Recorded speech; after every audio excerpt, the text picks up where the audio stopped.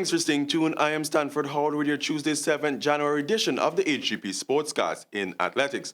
According to the president of the Athletics Association, a sum of $60 million Guyana dollars is budgeted for the 2020 athletics program. Hear more in this report. In an interview on Tuesday, President of the Guyana Athletics Association, AUBREY, said that the 2019 has been a better year when compared with 2018. He explained that last year Guyana saw its largest medal haul at the 2019 Carifta Games. The local team achieved its highest placement at the Games, placing fourth with Jamaica in first, the Bahamas in second, and the Twin Island Republic in third. We had a genuine case of one of our athletes, Aliyah Abrams, making it into the semifinals with the 200s, which is a step above to where we are accustomed being, one round knockout. Being there and seeing the disappointment in her face tells me that she'll be a force to reckon with at the Olympics once she is able to put it together. According to the president, 2019 is dusted and gone, and the association has already shifted their focus into 2020. He added that the association is preparing for the Games in Bermuda, the Summer Olympics in Japan, the IAAF World Under-20 Championships in Kenya, and the hosting of the Under-23 South American Games in September at the Lenora Track and Field Stadium. He is adamant that Guyana will increase their medal count this year. Huston said that the association had sat with a technical team to provide a structured physical plan.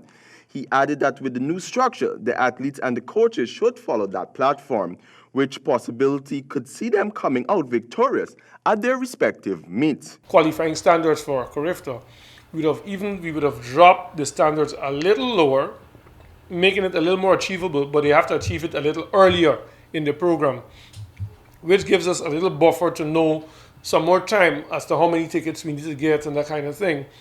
What we've observed, in prior years and even in 2019, that our athletes struggle to make the qualifying standards because they're so stringent. And whenever they make them, then they basically plateau or they start to fall off. So when they go to Carifta, they cannot replicate what they would have done, earlier in the year. So we make it a little easier so that when they achieve it, they can continue to climb to go towards Carifta against pushing themselves to the brink. In terms of financing of the athletics program, for example, their developmental meets, the president mentioned that those events are done in odd distances.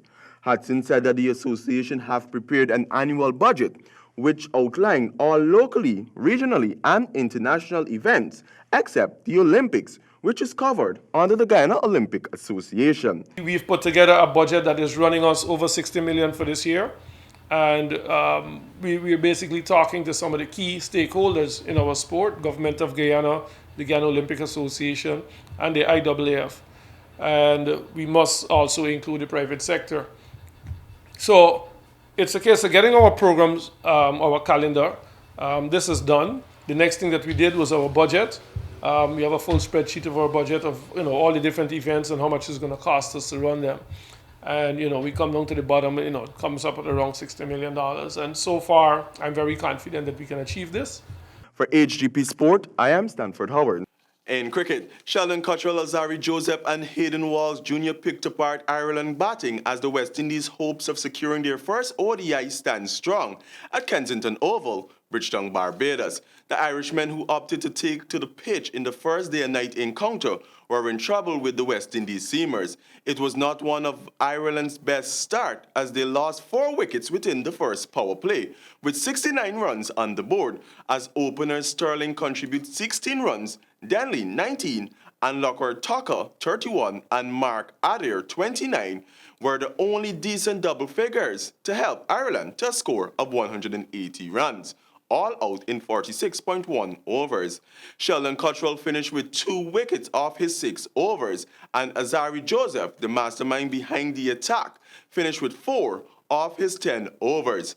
HGP Sports will bring you an update of the match in Wednesday's night's Sportscast. Still with cricket, Berbice kept the fire lit in the sport of cricket. The Albion Community Centre has pushed on through to Ramirez Sarwans on the 17 cricket final. Samuel Gillis has the details. Albion Community Centre Cricket Club continue their good showing on the cricket field from last year, when they defeated Port Morant Community Centre by 8 wickets to advance to the finals of the Under-17 50 overs cricket competition over the weekend. The tournament is sponsored by former West Indies captain Ramnarish Sarwan and organised by the Berbice Cricket Board for Under-17 teams in the Ancient County.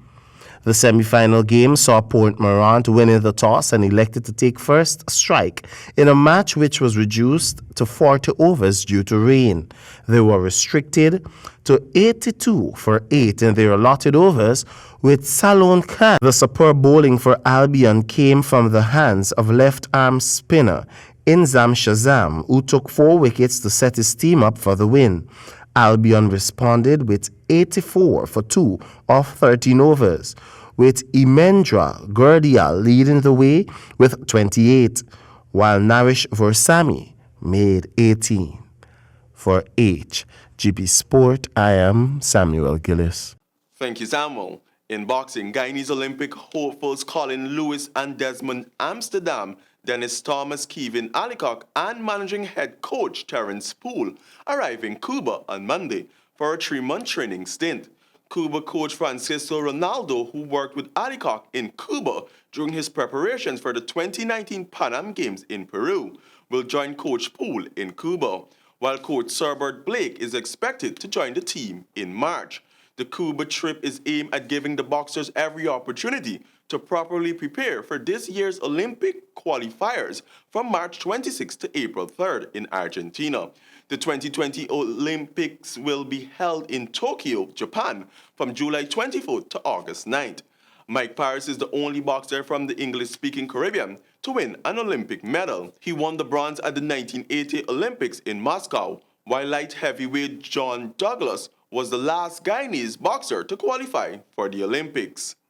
Join Jaden Samuels as he provides a look back at some of the top activities in boxing and cycling during 2019. All right, boxing is set to turn new pages come 2020. For years, the lack of sponsorship has had serious effect on local boxing. However, new stakeholders have plans of upping the tempo in making Guyana the mecca of boxing. Earlier this year, Guyana also won its 6th world title thanks to Lennox Too Sharp Allen after he defeated Derek Webster in a mouth-watering contest, giving the Guyanese the victory that satisfied boxing fans locally. Going into the ring to fight Derek Webster, a guy who trains with Roy Jones Jr., going into the ring with only 3 fights under your belt within the last 4 years, going into the ring with so much with the promoters, with your promoters and so on, coming out of the ring a champion. How much does this mean to Lennox, Too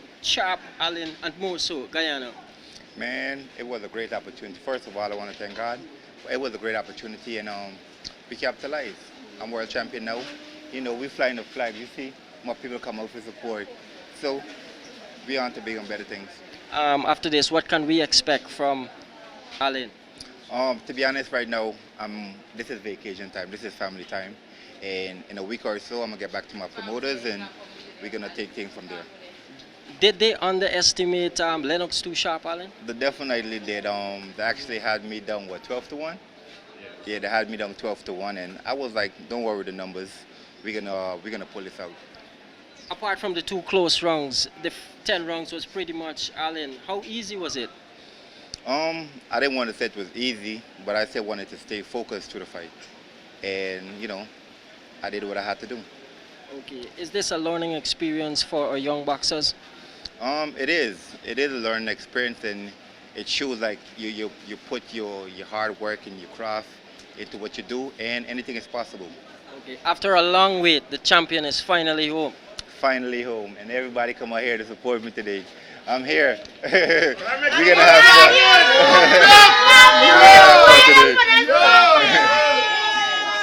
All right, turning our attention to amateur boxing. As is the case with professional boxing, the local youngsters also had their fair share of ups and downs, from sponsorship to the lack of fights. However, the local team lost the Caribbean Boxing Championship title in Trinidad and Tobago in December, where they placed 3rd overall. No doubt, Guyana would have been able to maybe retain their title at the Caribbean Boxing Championship over in the Twin Island Republic, but before the local contingent left, the team was unfortunately the subject of a tug-of-war as to who was going to front the money for their travel expenses. The tension was high between the president of the Guyana Boxing Association and the director of sport. Also in 2019, turning our attention to some cycling, we will now join Stanford Howard, who will bring you everything cycling 2019. 2019 has been a challenging year for the sport of cycling. Guyana hosting the 2019 Caribbean Cycling Championship,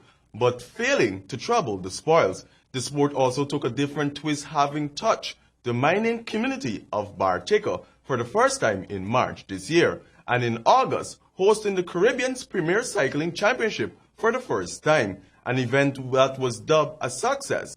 Former president of the Guyana Cycling Federation, Horace Burrows, spoke with GP Sport about cycling. This is a stepping stone for cycling in the country. This is a major event for us. This event actually is going to, I think, it's going to boost cycling a lot more in the country among the youths. A lot of youths that wants to race, that see bicycle and they don't know much about cycling. This is the event that's going to, push them to do cycling. In terms of 21 countries being here, I mean, it's hard. Thank you, Jaden. And that's all we have for this edition of the HGP Sportscast. But do remember, persistence can change failure into extraordinary achievement. I am Stanford Howard saying goodbye, and over to you, Javon.